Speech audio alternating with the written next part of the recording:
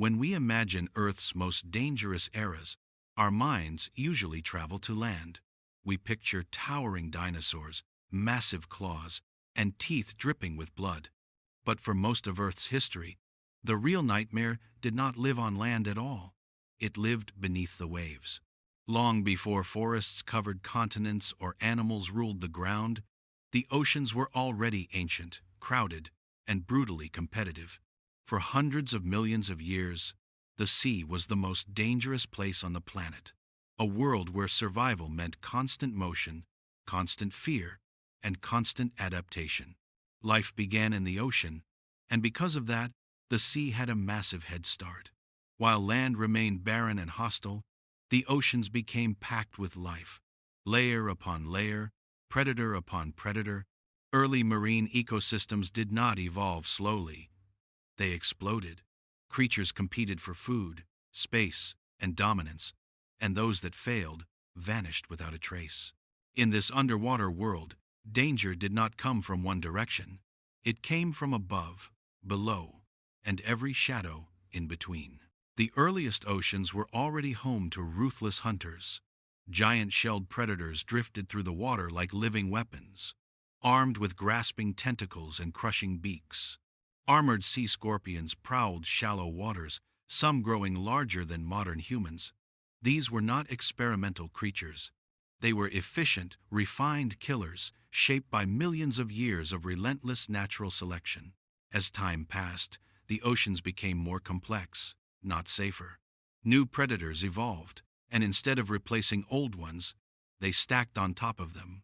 Food chains grew longer, deeper, and deadlier. Small animals were hunted by medium predators, which were hunted by larger ones, which in turn became prey for something even bigger. The ocean did not have a single apex predator. It had many, each dominating a different layer of the water column. By the time land animals were just beginning to crawl onto shore, the ocean had already mastered the art of violence. Teeth grew sharper, bodies became faster and more streamlined, armor thickened, camouflage improved. Every improvement by prey forced predators to become even more dangerous in response. This evolutionary arms race turned the sea into a battlefield that never rested. Then came the age of giant marine reptiles. While dinosaurs rose on land, an equally terrifying dynasty ruled the oceans. Massive predators patrolled the seas, some longer than buses, armed with jaws powerful enough to crush bone. These animals did not simply hunt fish, they hunted each other. Nothing was safe, not even the hunters themselves. To exist in these oceans was to live inside danger. There were no safe waters, no peaceful depths. Even hiding could be a death sentence, because predators evolved to find prey in darkness, murky water, and crushing pressure. Compared to this world, the land above was quiet, empty, and strangely calm. For millions of years, escaping the ocean may have been one of the safest evolutionary decisions any creature ever made. As the oceans grew older, they grew crueler. The predators that ruled these waters were not just large, they were specialized killing machines. Among the most terrifying were massive marine reptiles that dominated entire ecosystems. One of them, the mosasaur, became the undisputed ruler of the late prehistoric seas. With a body built for speed and jaws lined with dagger-like teeth, it could ambush prey, overpower armored animals, and even attack rivals of its own kind. Nothing in its world challenged its dominance for long. But mosasaurs were not alone. Other predators hunted differently, proving that danger in the ocean came in many forms. Some creatures relied on brute force, while others mastered stealth. Long-necked hunters glided silently through the water, striking before prey even realized they were being watched. Their bodies were designed not for chasing, but for surprise. One moment the water was empty, the next it was too late. Then there were the fast ones. Streamlined predators evolved shapes similar to modern dolphins, allowing them to pursue prey at high speeds. These hunters relied on endurance, intelligence, and precision. They chased, exhausted, and overwhelmed their victims in open water, turning escape into a slow, inevitable failure. What made these oceans especially dangerous was not just the presence of monsters, but their density. Predators were everywhere. In some periods, marine ecosystems supported more layers of hunters than anything seen today. A predator could be hunted by a larger predator, which in turn could fall victim to something even more powerful. Danger did not sit at the top of the food chain. It flowed through the entire system.